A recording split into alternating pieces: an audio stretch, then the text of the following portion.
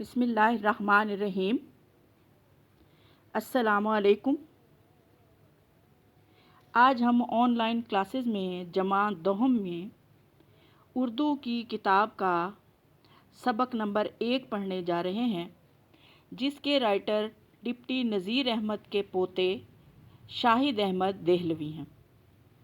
شاہد احمد دہلوی کے اس سبق کا عنوان ہے مرزا محمد سعید، جو کہ ان کے استاد تھے۔ یہ ان کا خاکہ ہے، ٹھیک ہے، اور اسے ان کی کتاب گنجینہ گوہر سے لیا گیا ہے۔ یہ اس چیپٹر کا پہلا پیج ہے۔ کل ہم نے اس کے 3 پیراگراف پڑھ لیے تھے۔ آج ہم اس کا پیراگراف نمبر 4 پڑھنے جا رہے ہیں۔ مرزا صاحب دلی کے شرفا کے ایک متمول خاندان کے چشم و چراغ تھے۔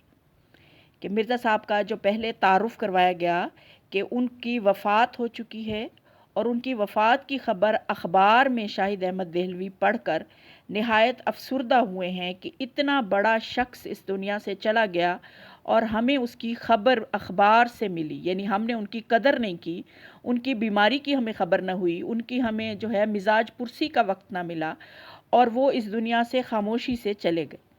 اب انہوں نے ان کا تعارف کرواتے ہوئے ان کے مزاج، ان کی شخصیت، ان کی تعلیمی قابلیت کے بارے میں ہمیں جو ہے وہ آگاہ کیا ہے۔ وہ بتا رہے ہیں کہ مرزا صاحب دلی کے شرفا کے ایک متمول خاندان کے چشم و چراغ تھے۔ متمول امیر، ٹھیک ہے، ان کے بیٹے ایک امیر خاندان کے بیٹے تھے، امیر خاندان سے تعلق رکھتے تھے۔ تراہا بیرم خان سے آگے بڑھ کر ایک راستہ سیدھے ہاتھ کو مڑ جاتا ہے، اسی کے نکڑ پر مرزا صاحب کا آبائی مکان تھا۔ یہ جو ہے وہ ایک علاقے کا نام تھا، تراہا بیرم خان۔ یہ وہ بتا رہے ہیں کہ وہاں سے ان کے گھر جو ہے وہ کس جگہ پر، کس مقام پر تھا، کہ وہاں سے سیدھا راستہ جو ہے وہ جا کر سیدھے ہاتھ کو مڑ جاتا تھا۔ وہاں پر جو ہے ان کے آباء و اجداد کا، ان کے والدین اور ان کے باپ دادا کا جو ہے وہ مکان تھا۔ اسی علاقے میں سر سید احمد خان کا قدیم مکان بھی تھا، ان کا پرانا مکان بھی اسی علاقے میں تھا۔ اور سر سید احمد خان آپ کو پتہ ہے کہ اردو ادب کا ایک نامور جو ہے وہ نام ہے، ایک ایسا نام ہے کہ ان کی شخصیت سے سب کو پہچان ہے۔ نیچے جو ہے حاشیے کے نیچے بک میں آپ دیکھیے گا، اسی پیج کے پیج نمبر 14، اسی کے حاشیے کے نیچے سر سید کا جو ہے وہ تعارف بھی تھوڑا سا دیا ہوا ہے کہ سر سید احمد خان مسلمانوں میں جدید تعلیم کے فروغ کے علمبردار تھے۔ علی گڑھ میں MAO کالج قائم کیا، جو ان کی وفات کے بعد یونیورسٹی بن گیا۔ سر سید سے بھی مرزا صاحب کی عزیز داری تھی، عزیز داری کہتے ہیں رشتہ داری کو۔ اور منشی ذکاء اللہ بھی سر سید کے قریبی دوست اور ساتھی تھے۔ یہ بھی تحقیق و تصنیف سے وابستہ تھے، تراجم میں بھی انہوں نے نام پیدا کیا، یعنی اردو ادب سے تعلق رکھنے والا نام ہے یہ بھی۔ ان سے بھی وہ کہتے ہیں کہ مرزا صاحب کی قرابت داری تھی، ان سے بھی رشتہ داری تھی، عزیز داری تھی۔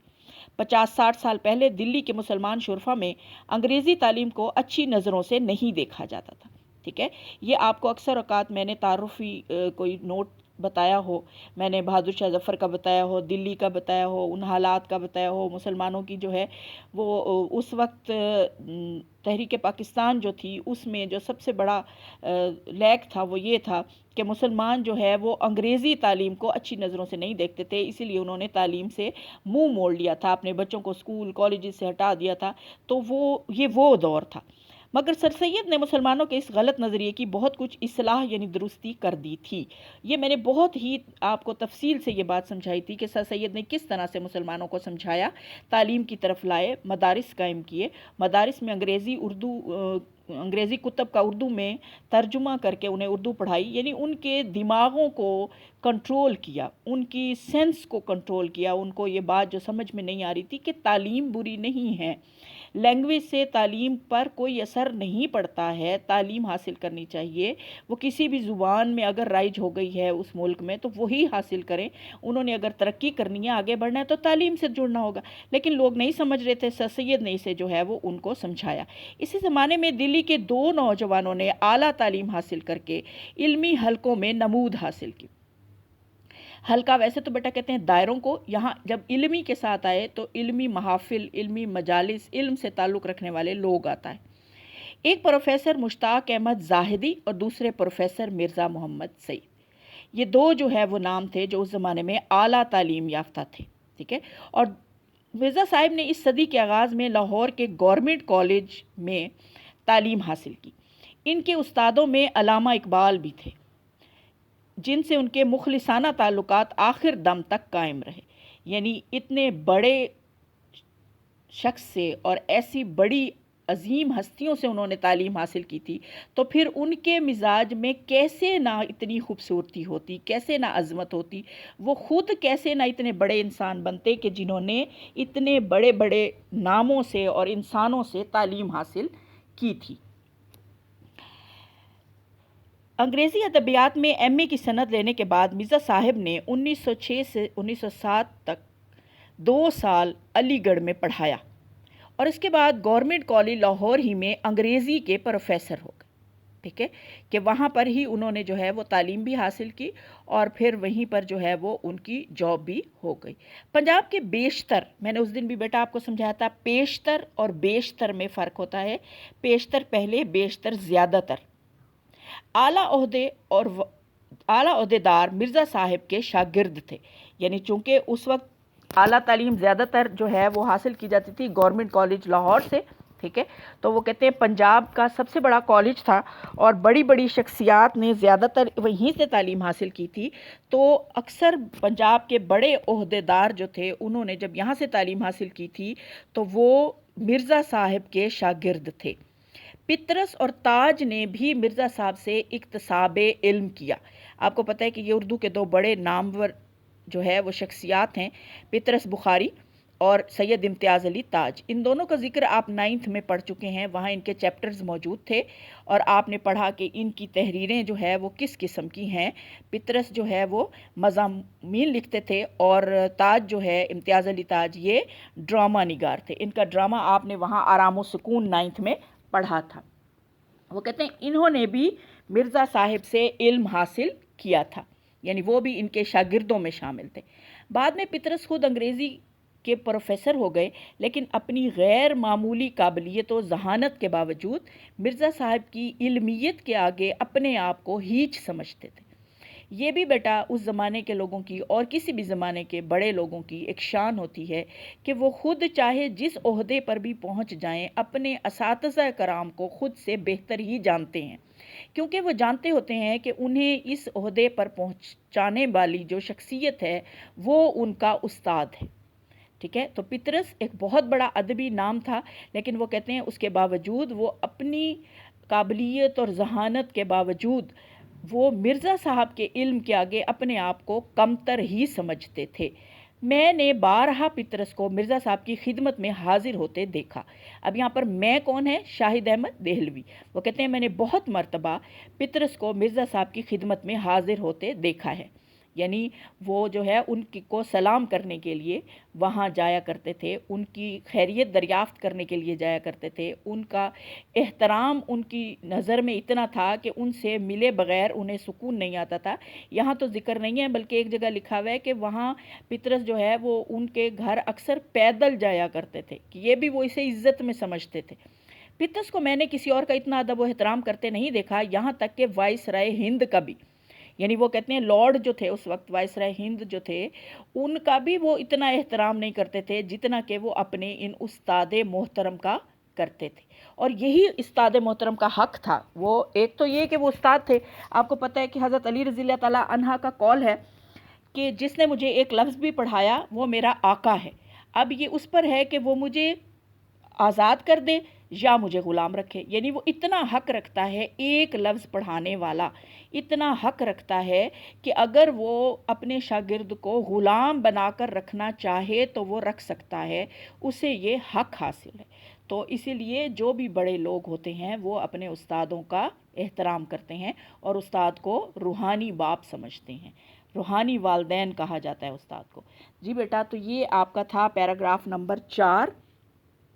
اب آپ نے اس پیراگراف نمبر 4 کے یہ الفاظ مانی ہیں، ان کو اپنی بک پر لکھ لینا ہے، ٹھیک ہے، اور اپنے اس پیراگراف کو کمپلیٹ کر لینا ہے. ٹھیک ہے بچوں، اب آتے ہیں پیراگراف نمبر 5 کی طرف. پیراگراف نمبر 5 دیکھیے. پطرس کے سلسلے میں ایک دلچسپ واقعات یاد آ گئے. یعنی وہ کہتے ہیں کہ پطرس کا جب نام آیا ہے تو ان سے جڑے ہوئے 1-2 واقعات مجھے یاد آ گئے ہیں. کون کہہ رہے ہیں؟ مصنف کہہ رہے ہیں. پطرس آل انڈیا ریڈیو کے ڈائریکٹر جنرل ہو گئے تھے، مگر پرانے دوستوں سے رسم و راہ یعنی تعلقات میں ذرا بھی فرق نہ آنے پایا. یعنی پطرس کی شخصیت کی ایک اور خوبی وہ کہتے ہیں کہ مجھے یاد آ گئی کہ وہ بڑے عہدے پر پہنچنے کے باوجود بھی اپنے دوستوں کو، اپنے عزیزوں کو اسی طرح سے یاد رکھتے تھے، جبکہ یہ چیز بہت کم لوگوں میں دیکھنے میں آتی ہے. لوگ بڑے عہدوں پر پہنچ کر اپنے ساتھیوں کو بھول جاتے ہیں. مرزا صاحب کو انہوں نے کسی نہ کسی طرح آمادہ یعنی راضی کر لیا تھا کہ ریڈیو سے کبھی کبھی تقریر نشر کیا کریں گے. یہ پیچھے آپ کو بتایا ہوا تھا کہ مرزا صاحب پبلک پلیٹ فارم پر آنا پسند نہیں کرتے تھے. وہ نہیں چاہتے تھے کہ ایسے لوگوں کے سامنے جائیں، مشہور ہوں، معروف ہوں. ایسی ان کو کوئی خواہش ہی نہیں تھی. لیکن وہ کہتے ہیں پطرس کی خواہش پر وہ اس بات پر راضی ہو گئے کہ وہ کبھی کبھی ریڈیو پر تقریر کر دیا کریں گے. 2-1 تقریروں کے بعد مرزا صاحب نے کانٹریکٹ واپس کرنے شروع کر دیے. یعنی جب معاہدہ ہوتا ہے کہ اس پہ لکھا ہوا ہوتا ہے کہ ہاں جی ٹھیک ہے ہم کریں گے، تو وہ کہتے ہیں 1-2 تقریریں تو انہوں نے کی، اس کے بعد انہوں نے جو ہے معذرت شروع کر دی. انہوں نے کہا میں نہیں کر سکتا. شدہ بات پطرس تک پہنچی. شدہ کہتے ہیں آہستہ آہستہ کو، یعنی کہ بات آہستہ آہستہ پطرس تک پہنچ گئی کہ مرزا صاحب تو تقریر کرنے سے اکثر اوقات انکار کر دیتے ہیں. حاضر ہو کر جو ہے وہ وجہ دریافت کی. یعنی وہ حاضر ہوئے اپنے استاد محترم کے سامنے اور وجہ دریافت کی. پوچھا کہ ریزن کیا ہے، آپ کیوں نہیں تقریر کرنا چاہتے؟ مرزا صاحب نے فرمایا تمہیں اصلاح دینے کے بعد مجھے یہ منظور نہیں کہ تمہارے شاگرد مجھے اصلاح دیں. پطرس نے بڑی معذرت کی، مگر مرزا صاحب آئندہ نشر کرنے کے لیے آمادہ نہیں ہوئے، راضی نہیں ہوئے. ٹھیک ہے، یہ آگے بات آپ کو سمجھ میں آئے گی کہ بات کیا تھی. کہ وہاں پر کچھ دفتر میں ایسا مسہیپ ہو گیا تھا جو کہ پطرس کو برا لگا، مرزا صاحب کو برا لگا تھا، اس لیے انہوں نے انکار کر دیا تھا. وہ کہتے ہیں اگلے دن دفتر میں قیامت آ گئی. یعنی ظاہر ہے پطرس کے استاد ناراض ہو گئے تھے، تو پطرس تو ڈائریکٹر جنرل تھے، تو انہوں نے وہاں جا کر جو ہے وہ دفتر میں سب کو جو ہے وہ لائن حاضر کر دیا، بلا لیا اور ڈانٹ ڈپٹ شروع کر دی اور بتایا کہ اس طرح سے وہ ناراض ہیں اور وجہ دریافت کی. پورے سٹاف کو جمع کر کے انہوں نے براڈ کاسٹنگ کے حسن اخلاق پر ایک طویل لیکچر دیا. یعنی انہوں نے کہا کہ یہ جو اس کا اصول ہے ریڈیو چلانے کا، یہاں پر جو پروگرامز چلائے جاتے ہیں، نشر کیے جاتے ہیں، اس میں سب سے پہلا اصول ہونا چاہیے حسن اخلاق. اچھے طریقے سے لوگوں سے پیش آئیں تاکہ وہ یہاں پر آئیں اور خوش دلی سے کام کریں. بات تو کھل ہی گئی تھی. اسٹیشن ڈائریکٹر نے تقریروں کے انچارج کو بلا کر کہا اگر اپنی خیر چاہتے ہو تو مرزا صاحب کو منا کر لاؤ. یعنی جو پروگرام کے انچارج تھے، جو تقریروں کے انچارج تھے جس میں تقریریں پیش کی جاتی تھیں، ان کو کہا گیا کہ کیونکہ وہ تمہارے پروگرام سے ناراض ہوئے ہیں تو ضرور تمہاری ہی کوئی وجہ ہوگی، تو جاؤ اور ان کو منا کر لاؤ. اس کو معلوم نہیں تھا کہ مرزا صاحب پطرس کے استاد ہیں. حسب دستور رواج کے مطابق اپنی کاروائی دکھانے کے لیے، کاروائی کام، میں نے آپ کو بتایا تھا یاداشت میں 2 دال ہوتے ہیں اور کاروائی میں 2 رے ہوتے ہیں. یہ لفظ ہے کار روائی، الگ الگ جو ہے وہ بولا جاتا ہے، بولنے میں اکٹھا لگتا ہے لیکن لکھنے میں 2 رے کے ساتھ لکھا جاتا ہے. کار روائی، کام اس کے معنی ہوتے ہیں. ٹھیک ہے، اس نے ان کے مسودے میں سے، مسودہ بیٹا کہتے ہیں ہاتھ سے لکھی ہوئی تحریر جو پرنٹ آؤٹ نہ ہوئی ہو، جو شائع نہ ہوئی ہو، چھپی نہ ہو، ہاتھ سے لکھی ہوئی ہو، 2-1 فقرے نکال دیے تھے. یعنی مرزا صاحب جو تقریر لکھ کر لائے ہاتھ سے، اس نے یہ چونکہ اس کا کام کاٹ چھانٹ کرنا تھا، درستی کرنا تھا، اور چیزوں کو جو ہے وہ بعض اوقات ٹائم مینجمنٹ کی وجہ سے بھی کوئی چیز کاٹی جاتی ہے، بعض اوقات وہاں پر سوٹ نہیں کر رہی ہوتی ہے، کچھ نہ کچھ ریزن ہوتی ہیں، تو وہ اس نے کاٹ دیے. اب ان فکروں کو نکالنا اس کی نوکری سے نکالے جانے کا پیش خیمہ ہو گیا. پیش خیمہ ویسے بیٹا اس کے لفظی معنی تو ہوتے ہیں ہراول دستہ، آگے کا خیمہ، کہ میدان جنگ میں جب ایک سب سے پہلا خیمہ لگایا جاتا ہے جس کے پیچھے سارا، یعنی وہ لیڈ کر رہا ہوتا ہے ساری فوج کو، وہ خیمہ، یعنی ایسے جو افسران ہوتے ہیں وہ اس میں رہتے ہیں، اس کو پیش خیمہ کہتے ہیں، جس کو ہم یہاں پر لیں گے ہراول دستہ بھی لے سکتے ہیں، لیکن یہاں پر ابتدائیہ کی سینس لی جاتی ہے، یعنی وہ اس کی ابتدا بن گیا. بھاگا مرزا صاحب کی خدمت میں، معافی مانگی، ہاتھ جوڑے. مرزا صاحب نہ مانے. یعنی مرزا صاحب کی بھی جو ہے وہ ایک شان تھی، وہ انہوں نے کہا کہ یہ ایک جو ہے وہ بہت معمولی سا انسان، اس حوالے سے نہیں کہ عاجزی کے حوالے سے تو ان کے اندر بہت تھی، وہ غرور تکبر کے حوالے سے نہیں، علمی حوالے سے، ٹھیک ہے. تو ہاتھ جوڑے، مرزا صاحب نہ مانے تو بولا حضرت میری نوکری گئی، بال بچے بھوکے مریں گے اور آپ کو دعائیں دیں گے. اب وہ ایموشنل بلیک میلنگ پر آ گیا، ٹھیک ہے. مرزا صاحب ظاہر ہے کہ دل کے بہت اچھے تھے، نیک تھے، تو وہ کسی کو یہ تو نہیں دیکھ سکتے تھے کہ ان کی وجہ سے کسی کی نوکری چلی جائے، اس کے حالات خراب ہو جائیں، اس کے بچے بھوکے مریں. یہ بات ان کے دل پر اثر کر گئی اور مرزا صاحب کے کان کھڑے ہوئے، یعنی انہیں احساس ہوا اس بات کا، وہ جو ہے وہ تہ تک پہنچ گئے، وہ سمجھ گئے بات کو. بولے یہ تو میں نہیں چاہتا. اس نے کہا اگر آپ یہ نہیں چاہتے تو اس کانٹریکٹ پر دستخط کر دیجئے. دستخط کہتے ہیں اپنے ہاتھ سے اپنا نام لکھنا.